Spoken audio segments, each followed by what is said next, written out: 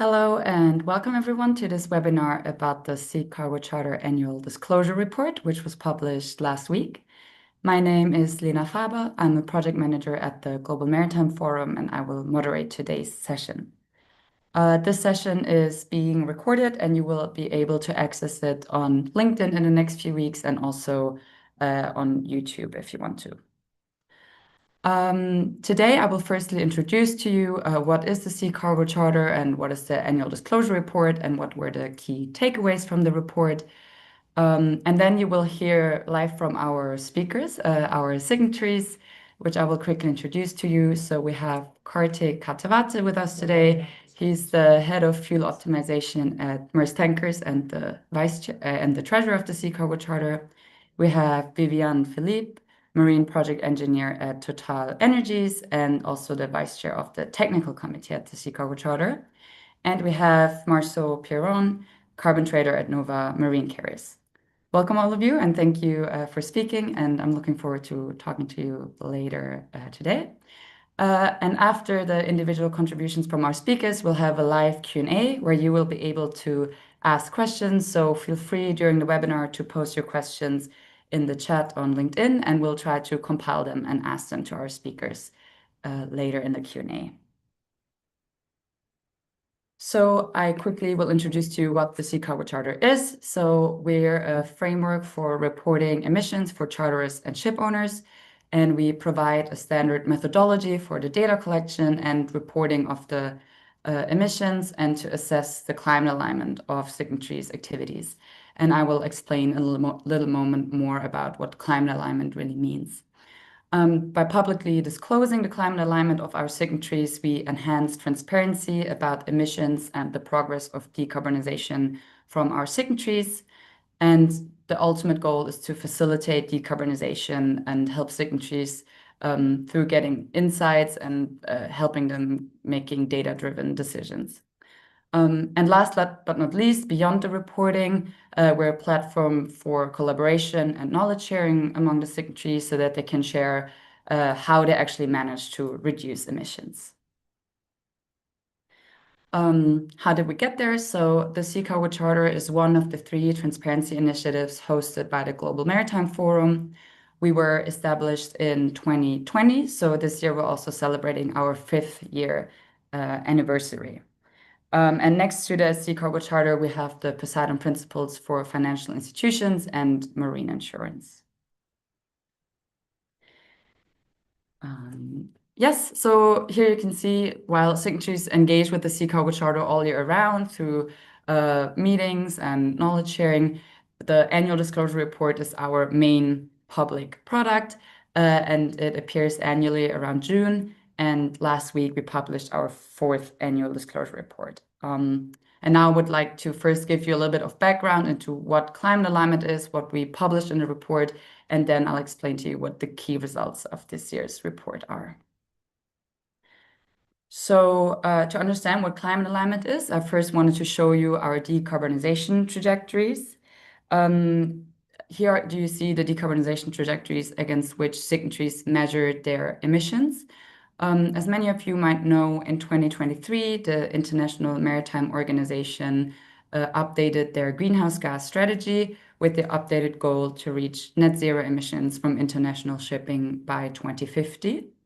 And they also set some interim checkpoints in 2030 and 2040 to reduce emissions by minimum 20%, striving for 30% in 2030, and minimum 70%, striving for 80% by 2040. So the Sea Cargo Charter signatories decided to adopt this ambition, and this is also why we have these 2 decarbonization trajectories. Next slide, please. So the decarbonization trajectories are measured in kind of the emissions intensity. And in Sea Cargo Charter, we look at the Energy Efficiency Operational Indicator, short the EEOI. So the decarbonization trajectories dictate how much emissions can be emitted per amount of cargo transported and per distance traveled. So Sea Cargo Charter signatories need to have information about the cargo they transport and the distance traveled and the emissions of their transport work. Next slide, please. So now let's move to what the decarbonization trajectories are, to what climate alignment actually is. So here you can see exemplary voyages, and in orange you can see the allowed or required emission intensity for each voyage, which is set by the decarbonization trajectories.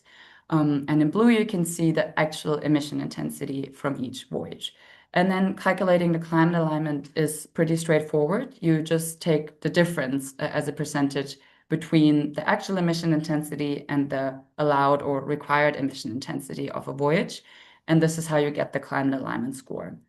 Here you can see, for example, in the first row, this exemplary voyage had a higher actual emission intensity than it was allowed or required to have to be aligned with the decarbonization trajectory. Therefore, it has a positive climate alignment score, which in Sea Cargo Charter means that the voyage is misaligned with the ambition by the IMO. In SEC, signatories try to get this information for each and every voyage, and they then aggregate a climate alignment score for each vessel category, so each vessel type and size. And ultimately, they take a weighted average of all the voyages and calculate their entire portfolio climate alignment. And in the annual disclosure report, they disclose both their vessel category climate alignment scores and their entire portfolio climate alignment score. And this is how it looks like in a signatory page. Then each Sea Cargo Charter signatory has a graph like this on their disclosure page. And here you can see as an example that the signatory would be misaligned with the decarbonization trajectory by around 23% against the minimum and 30% against the striving trajectory. And you can also, it's illustrated very well that it's the difference between their emission intensity and the required emission intensity to be aligned with the decarbonization trajectory. So now that we all know what climate alignment really means, I'm happy to present to you the key results of this year's report. So this year, 34 signatories reported their climate alignment scores of their activities from 2024. And you can see on this graph that on average, signatories were around 12% misaligned with the minimum and around 18% misaligned with the striving trajectory.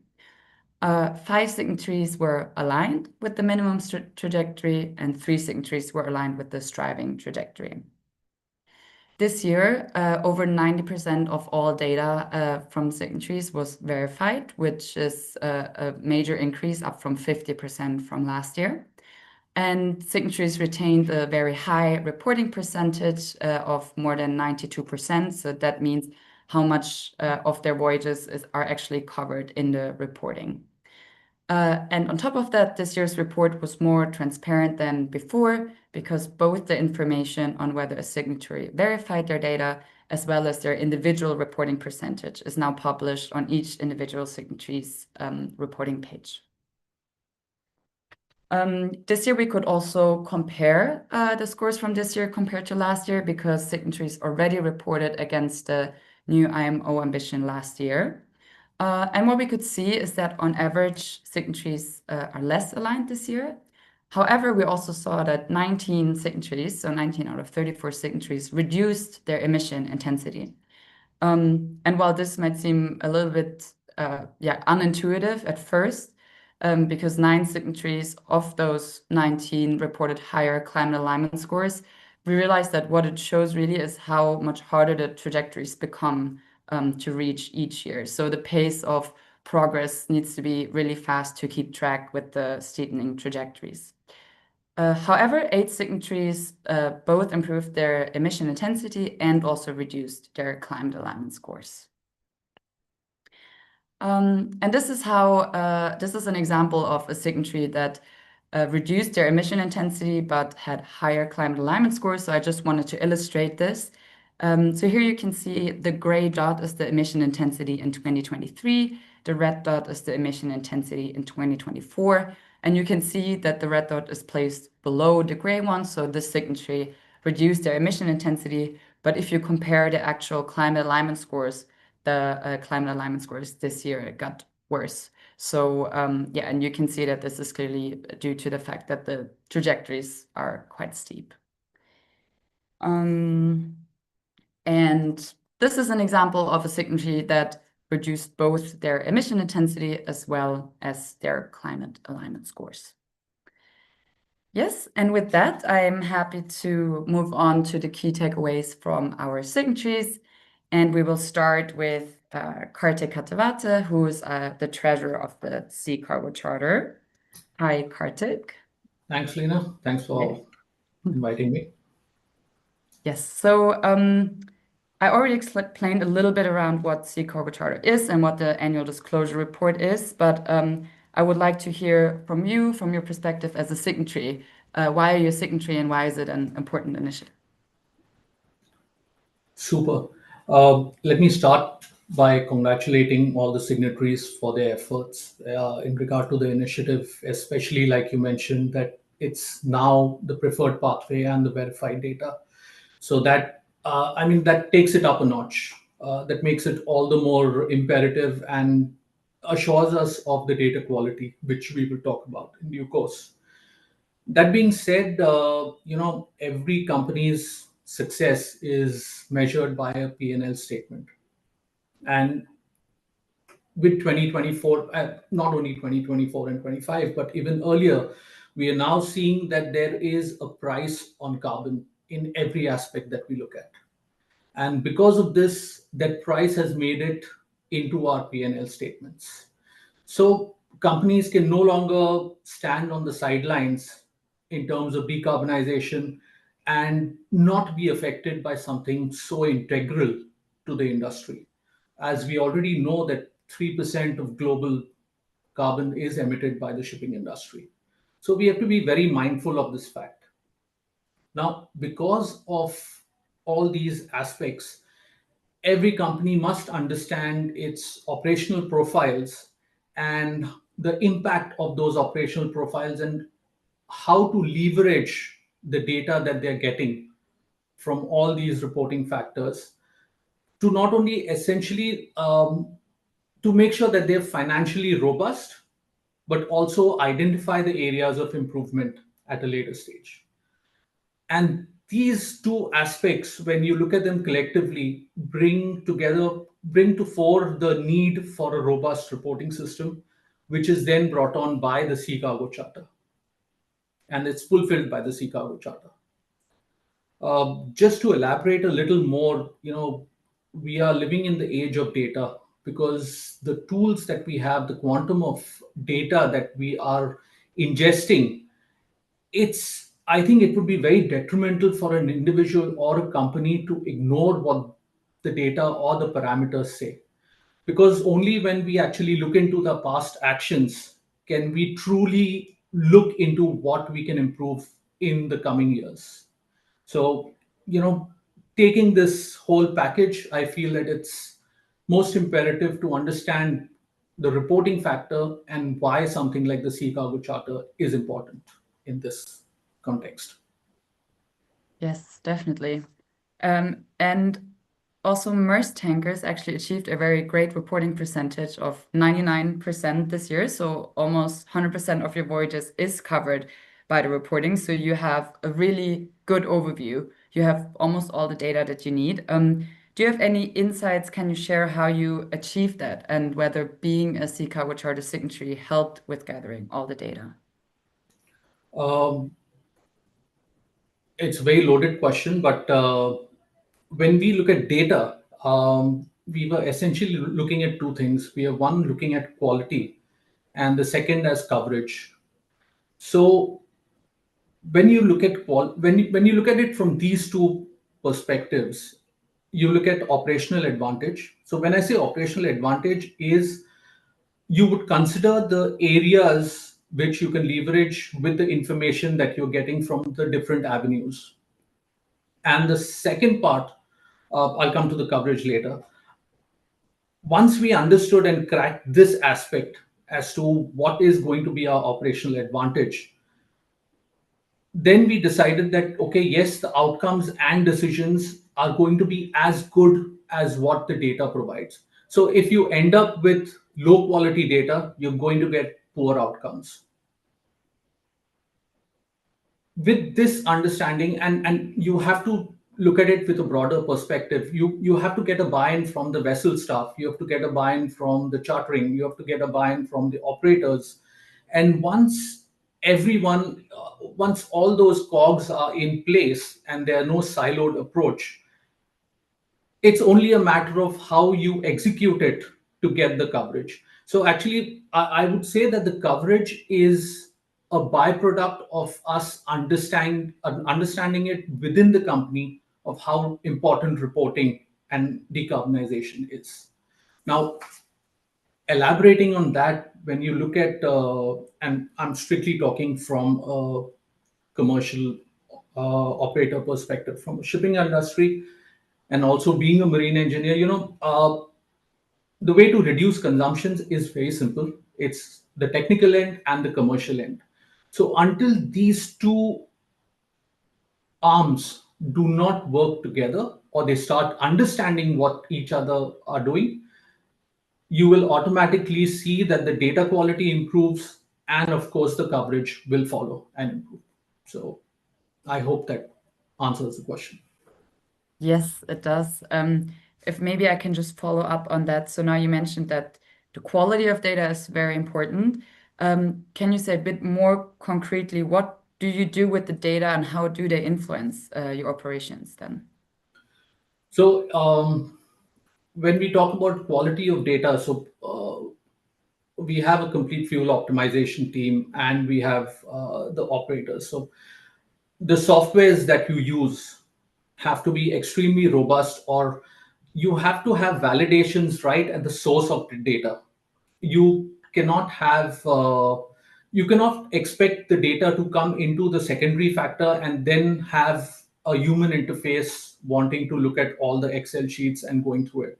So the validations have to come from the source, and that should be a very first step of data quality.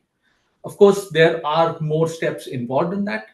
And then, of course, you will look at the operating profiles, the activity profiles, the deployment of your vessels, from a fuel optimization perspective, your age of vessel, your dry docks, everything, all these come into play. And this is what the data allows you to a sneak peek into. With the number of paints available to us today, which is the best paint for a particular trading profile? How would it play out in the, as you said, the EOI factor? What if the age of the vessel, how would it play out in a trading pattern? Are we trading it properly? So these are the things that data allows us to decide and decipher.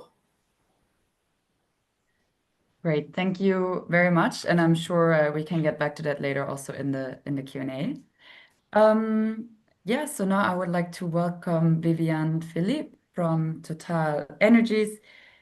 She's also the vice chair of the Sea Cargo Charter Technical Committee. So welcome, Viviane. Thank you, Lina. I would like to start. So when I looked through the report, I noticed that Total Energies, that you managed to improve the efficiency of your time-chartered fleet. So I was wondering if you could elaborate a bit more on how you did that and what role Sea Cargo Charter played in that. Thank you for that question, Lina. So indeed, we improved the efficiency of our time-chartered fleet, primarily by continuously renewing it with a strong focus on alternative fuels and energy efficiency. If I was to give a few examples, I'd say that, for instance, in the past few years, we have taken delivery of a number of LNG dual fuel tankers, and our most recent LPG carriers are also LPG dual fuel, of course. Since January, we are very happy to report that we have received our first methanol-capable vessels, and we have more to come until December. And last year, we retrofitted our first MR tankers with rod sails. And last but not least, we are rolling out our older LNG carriers, which were fitted with DFD and steam propulsions, and replacing them with vessels equipped with two-stroke engines. Which brings me to my second point. Another factor of improvement is the reduction of our methane emission. This is something we strongly focused in Total Energies. And we also, so in addition to having more efficient engines on board of vessels, we also investigate post-treatment solution for methane slip. On the side of operational efficiency that Kartik touched a little, we are implementing tools such as speed and weather routing optimization software, and we have a program for hull and propeller conditions monitoring to trigger cleaning operation as soon as they're needed. All those projects were started before we joined Sea Cargo Charter, but being part of the associations, I proved to be a tremendous push in favor of amplifying and multiplying those projects. You asked me what Sea Cargo Charter part what part Sea Cargo Charter played in this sort of improvement of our TC fleet. I think it provided us with something that is very valuable and maybe we did not expect before, which is a science-based tool developed externally and recognized across the industry. And it has enabled us to bring consistency across all our reporting streams, both internally and externally. And to elaborate a bit on this, I'd say now we systematically include the ballast leg emissions within our reportings. I think it strengthened our choice of EOI metric to quantify the fleet efficiency. From this year, for the first time, we're verified by a third party, which is something new and which is bringing, even more weight and more certainty to analysis. And even the structure of the report itself is bringing something, like the fact that it is split by fleet segment. It has led us to question a lot more the impact of our efforts, the TC fleet, the performance of our vessels even, and where we should focus next. And as you said, Lena, some signatories, among which we are, don't improve fast enough to meet the industry goals. So we know we have some work to do. And to say, if I can say a little word on our voyage charter fleet, Sea Cargo Charter has played a very important role by just being there. Because the fact that several charterers were asking for the same data with the same format, it has eased a lot the data collection process. And we can see it becoming somewhat standard, which is amazing. Thanks, Vivian. And yeah, I mean, it's great to hear that Sea Cargo Charter is growing into what it strives to be, which is a standard for the industry. And it's great to hear that that's actually what facilitates your decarbonization journey. I also wanted to talk to you a little bit about, because I mentioned earlier that Sea Cargo Charter signatories engage all year round and that the public only sees the report. And you're particularly engaged because you're very active in our technical committee. And so I wanted to ask you if you could describe what does it mean to be part of that and why is it important for you as a signatory to be part of these discussions? Well, thank you. First of all, I'd like to mention, so we have engaged since the beginning of the association as a founding members and as a drafting member as well. And this is something we wanted to be part of because we see sustainability today as very similar to what safety has been for the industry in the past decades. And we want to support collective initiatives that will benefit everyone, just like we did in the past with safety. And this is the belief that led us to apply to both steering committee and technical committees, because we see those spaces of real opportunities to shape and deeply understand the methods. And to speak a little more about the technical committee and what it implies, so we meet several times a year and we have quite intense discussions, I'd say, about the robustness of the methods, about its possible evolution, especially in relation with the regulation, about the reporting template as well. And all of this in very close collaboration with the advisories. And so we aim at providing solid ground for the steering committee to make the decisions, but not only. We also want to ensure that the methodology stays as up to date and relevant as possible, which can be challenging in today's fast changing landscape, actually. So we try to keep an eye out, and I open for new ideas, and I think working quite well. From a Total Energies perspective, I think being part of the technical committee has brought us a lot, because it's a very good place to deep dive into all the technicalities of GHG emission reporting, which I think Kartik touched a little bit in his intervention.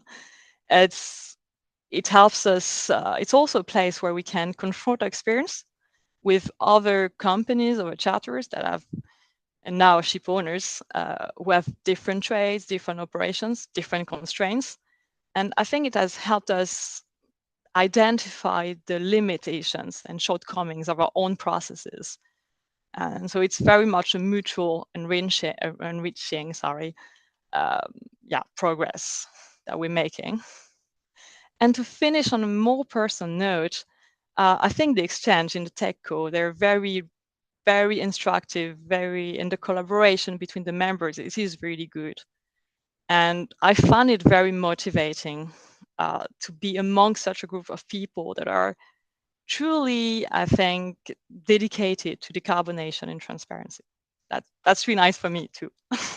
Yes, thank you, Vivian. And yeah, I can only agree from the Secretariat side. It's really, really valuable for us to have signatories engaged in the technical discussions and share their experience, and also validate the methodology, but also discuss where there might be shortcomings. And yeah, that would not be possible with just the advisory and us at the Secretariat. So thank you also very much for all your hard work in the technical committee. Thank you to everyone in the TechCo Yes. also. Okay, perfect. Thank you very much, Viviane. I would now like to talk to Marceau, a carbon trader at Nova Marine Carriers. Welcome, Marceau. Thanks for speaking here today. Thank you very much. So I also want to pick out something that you wrote in the report. So on your reporting page, firstly, you managed to reduce both your emissions intensity and improve your climate alignment scores compared to last year.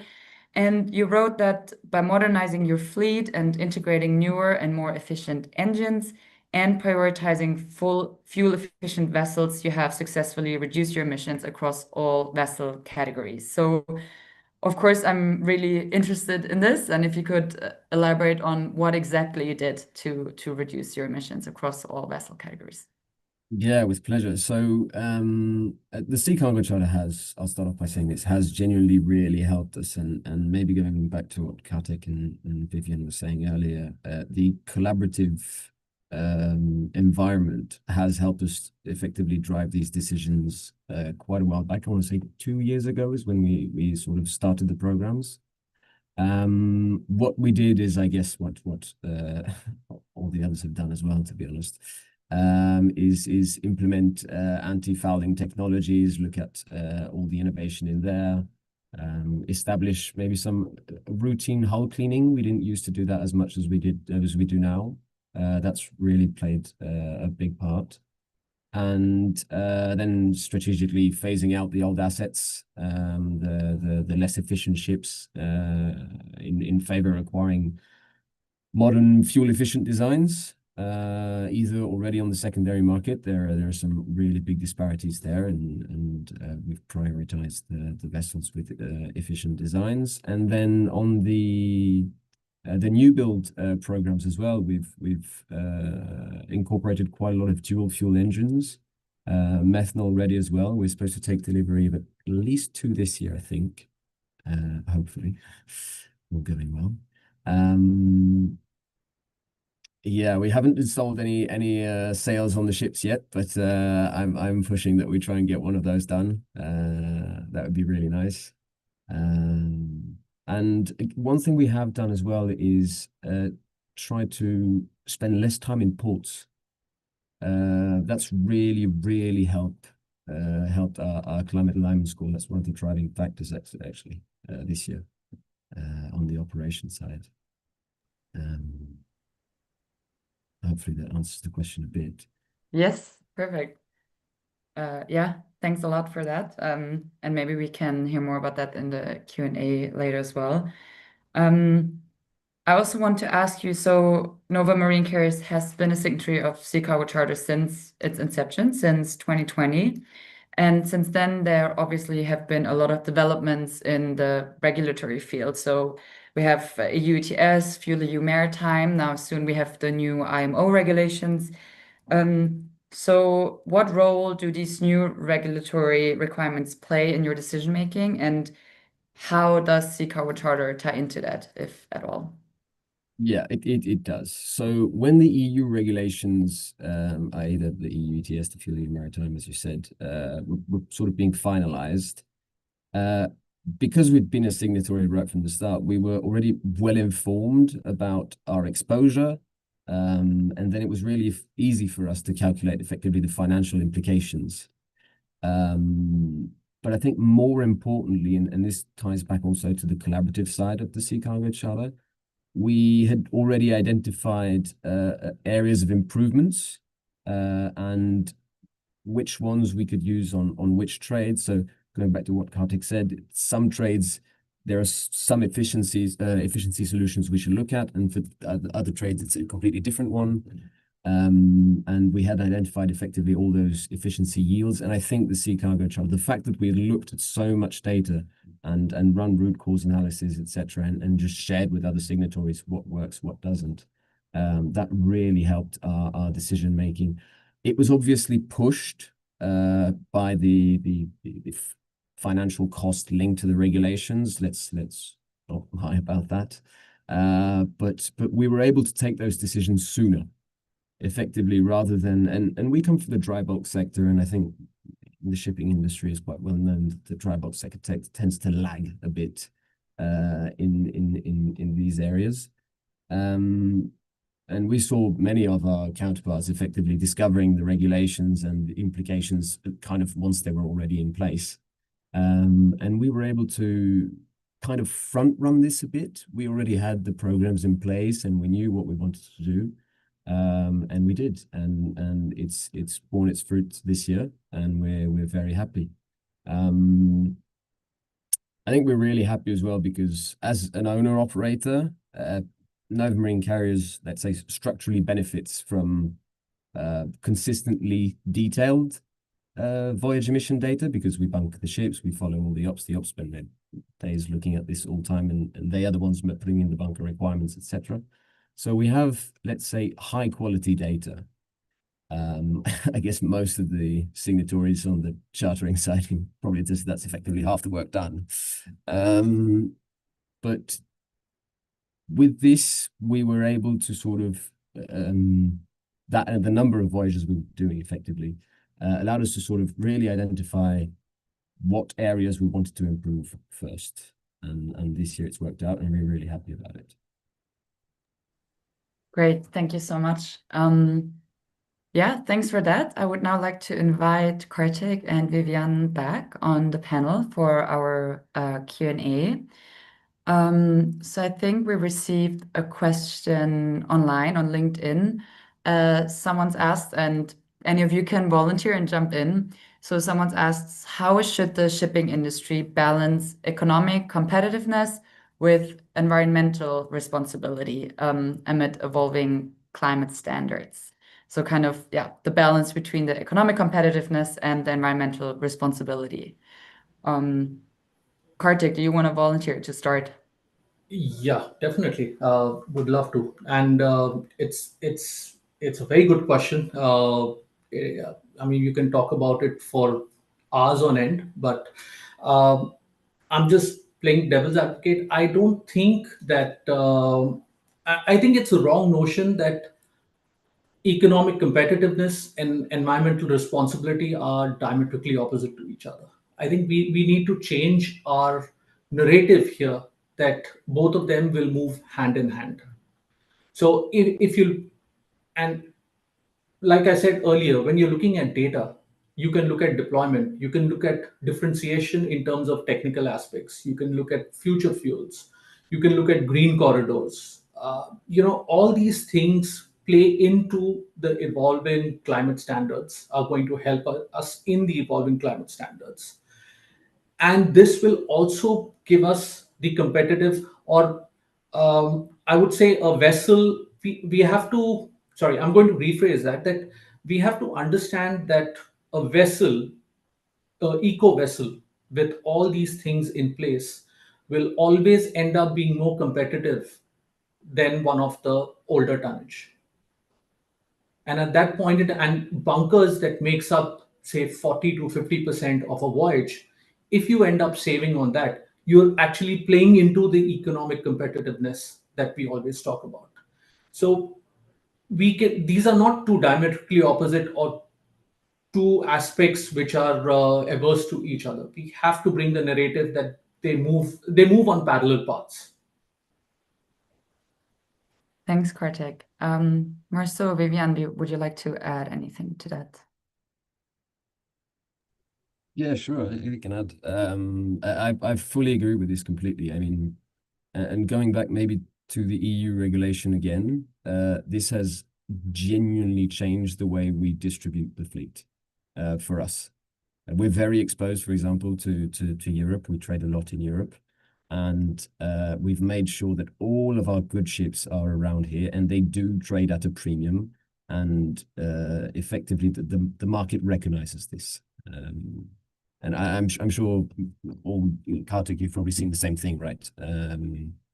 They really do. The commercial side is aware of it because on the bunkers, on the carbon, etc., the costs are now very easy to sort of calculate. Exactly. Thank you. Okay, I would like to move on to the next question, getting a bit back to Sea Cargo Charter. So, Viviane, you already pointed out that, we have a lot of discussions about the methodology and about reporting and how to improve the framework and try to be up to date with the regulations. So, according to you, and maybe Viviane, we can start with you. What improvements do you see that Sea Cargo Charter has made over the last now 5 years of its existence? Data collection. Data collection is so much easier. We started collecting data for charter vessels a bit before joining Sea Cargo, and it proved to be a headache. There was impossible. They were not impossible, but many owners were reluctant to share data. We had, of course, came over with our own formats, and a few other charterers had done same at the moment. So it wasn't working very well. And then you got this, I think about 20 signatories at the beginning that come in. They have the same template. They come, they explain it's not for commercial purposes. It's really just for transparency initiative, and it changes everything. It really and now we can see 5 years on, it works smoothly. It is even anywhere you go in the world, there is almost no reluctance left. Everyone pretty much does it. I mean, then there is also the data validation step, but that's much better than it used to be. So yeah, data validation, data collection. Great. Thanks, Viviane. Kartik, Marceau, would you like to add anything to that question? No. Yeah. And I guess that's also what Sea Cargo Charter strive to do, right? To improve the data collection. So I'm really happy that we can kind of check that and that we continue to try and improve it together with the signatories. Actually, I've just thought about something that might happen. I do think that one change that I have seen recently, this is last year or the year before, where we sort of started to welcome owners a bit more. We were, I guess, probably the only signatory that was effectively an owner when we joined in 2020. And I think tying back to the asset side, we need the owners to sort of build the assets that answer the solutions that we found, or are the solutions to the problem we're trying to solve.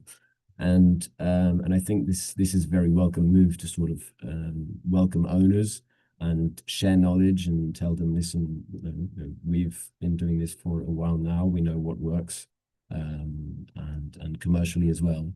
And this is a great step I've seen in the last 2 years. Thanks, Marceau. And maybe if I can follow up on that. So why do you think it's also important for owners, like for them to be in Sea Cargo Charter? Like, why is it important to have both of them in the association instead of just, previously charters were just collecting the data and trying to collaborate with owners that way. But why is it important to actually have the owners in Sea Cargo Charter as well? I think the communication of the result, and then maybe there is also, let's say, a size difference between charterers and owners, especially in some sectors where effectively owners, the smaller companies, they don't have extensive data science teams. They don't have access to this sort of analysis. Big chartering companies do, and the results of their findings can therefore very easily be shared. And also the fact that we all collaborate together, we also confirm each other our results. When this is shared for the owners, effectively it makes the decision for them easier in the sense that they don't have to do the whole analysis themselves, which is lengthy and they perhaps don't have the capabilities. And so the charter is effectively communicating that this is what we want, and for these reasons, and it will also work out for you. So we can, for example, attest that it does. I think then the decision to invest in the right assets is so much easier for the owners that were not part of the Sea Cargo Charter before. Thanks, Marceau. We had a question from online, and it ties into what you just said a little bit. So someone is asking, in short, and according to your experience, what would you say to future signatories to convince them to join the association, both the charters and ship owners? Kartik, do you want to start? Or Marceau, if you have something. No, go for it. Okay, that's up. So on the owner side, it's really you basically get to leverage all of the biggest companies in the world's data science teams for free, effectively. But teams of genuinely experts have worked for years on this, and that knowledge is now shared for free. As an owner, it's inconceivable for me, at least, to not just try. Yeah. Thank you. Kartik? Yeah, no, I completely agree with him. I mean, we've got the quantum of data that we have available to us, and we have to look at collectively trying to understand what and how we are using that data. Is it for our advantage? Are we taking advantage and of the insights that we're getting from that, from these, I don't know, humongous amount of data that we are generating? And if we cannot take advantage of that, it is going to it's not going to be good for us. And that's where I feel that all the associations and everything has to come together, and which is also one of the aspects that, of course, when you talk about the challenges, but we can go about that. But I completely agree with Marceau that, I mean, we have to use the data to our advantage. Thank you, Kartik. Vivienne, you have anything to add? Yes, maybe to go in a slightly different direction. I think another advantage, let's say, of the Sea Cargo Charter is the platform, the collaborative platform. And I'm thinking in particular to the annual meeting that we held in April, and where there was like a knowledge sharing session with very interesting presentation. And I think it is beneficial for us. I can only imagine it would be for everyone else. Thanks for pointing that out, Vivian. I'm seeing that we get more questions from online. So this one is a bit more technical, and let's see if anyone has an answer to it. But someone asks, can we expect any factor coming in to the methodology to balance and create a level playing field for vessels performing long voyages versus short voyages? Yeah. I guess none of you can answer if we're going to have that, because we have democratic processes in the Sea Cargo Charter, but maybe you have any comment on that regardless. Yeah, I'll speak a bit on that because we have many small vessels that spend a lot of time in ports. And we do notice that these are the ones that perform the worst and by far, because effectively they're just not moving, but the engines are still on. I'm not too sure if we want to adjust for it, or on the let's say the factor side. I think we should still keep it in mind that these trades, how to say, what I want to get to is that these are the trades that should be, for example, preferred for things like onshore power supply. The fact that they spend a lot of time in port and have terrible performance emission-wise, it shouldn't be a factor that, okay, we just need to adjust the calculation. Then no, we have to use this to effectively find the solution, and there are solutions for this. Onshore power supply is one of them.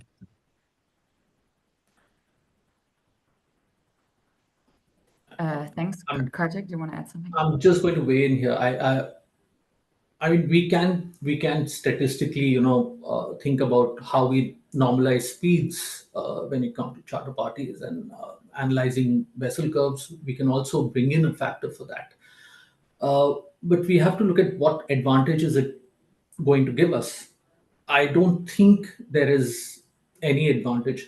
Rather than looking at a long and a short voyage, I would rather look at what vessels we deploy on the longer and the shorter voyages. On the shorter voyages, if we have old tonnage, which is slightly of takes a slightly higher consumption, and say a non-eco vessel, I would run that for a shorter voyage. But on the longer transatlantic or cross-Pacific voyages, I would look at eco vessels, higher speeds. That would give us more of a operational advantage. Thanks. Vivian? If I can jump in from more technical committee perspective, I feel there are probably two different issues in there. There is the smaller vessels, as Marceau mentioned, that are usually that have higher EOIs structurally, and then that usually belong to smaller owners. So any decarbonation effort is, let's say, relatively more expensive than for the bigger vessels. And secondly, there is the length and the trades issues. And I'm going to share something internally. We have some, let's say, Aframaxes that are doing very short voyages, but they do triangulate a lot.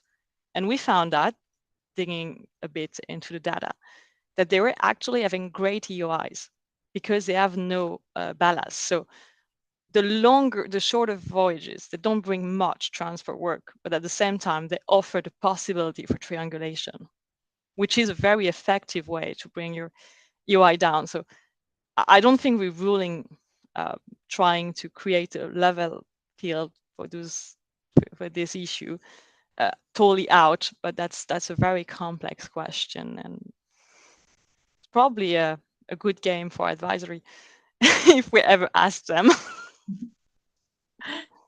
Thanks, Vivian, and thanks all of you for answering that question. So now that was a very more nitty-gritty technical question about Sea Cargo Charter. Now there was another question online that looks a bit more into the big picture. So someone asked, should emission reporting and climate compliance be a condition for obtaining or renewing a vessel's seaworthiness certificate? And mentioning, especially in light of recent incidents with the Elsa 3 sinking. Of course, this goes a little bit beyond Sea Cargo Charter, but maybe any of you has some opinions on that.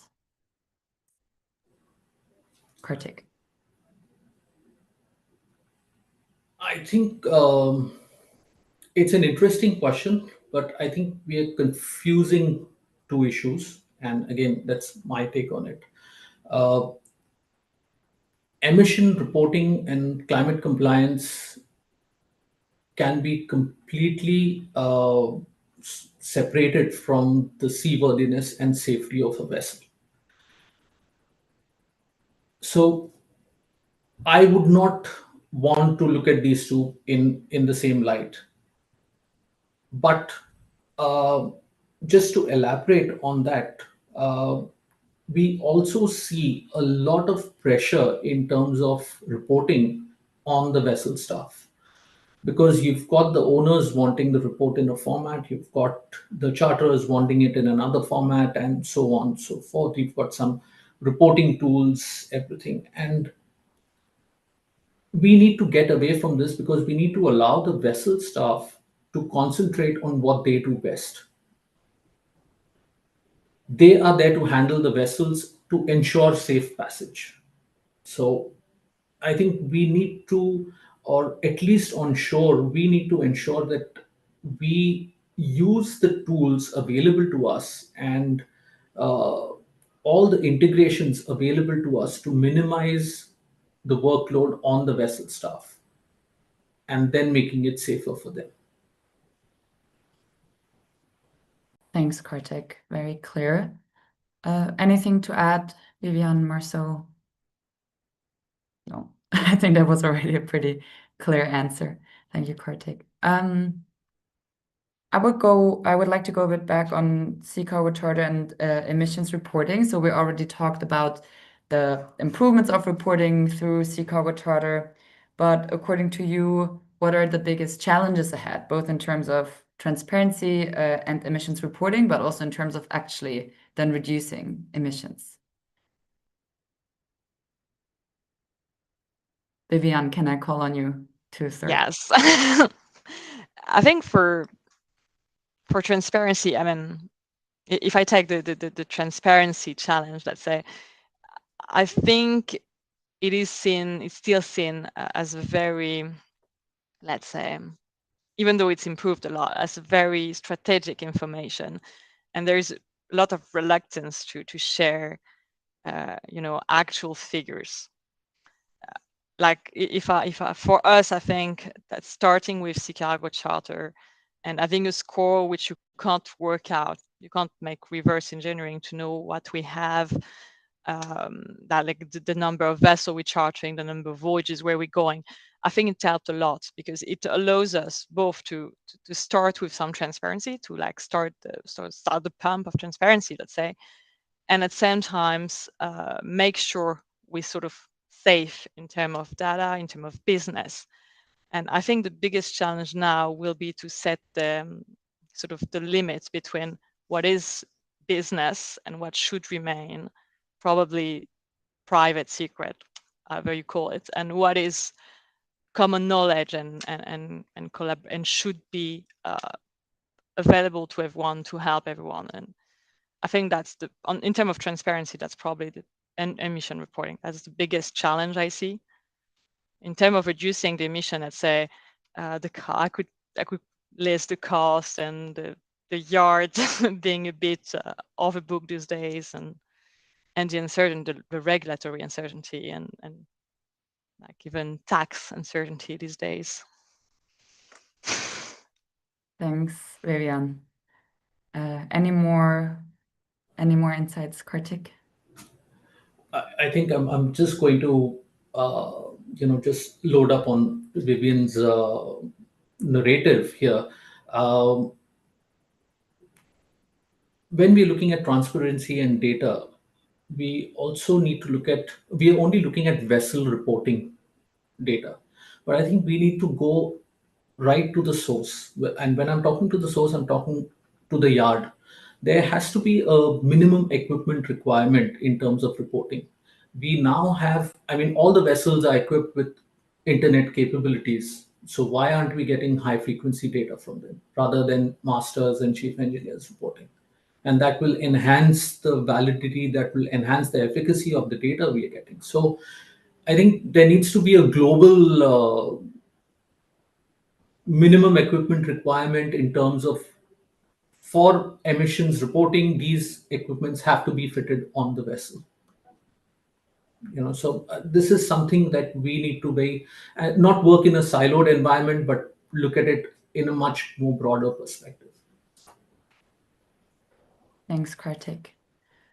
Perfect. I also see that we're soon on time.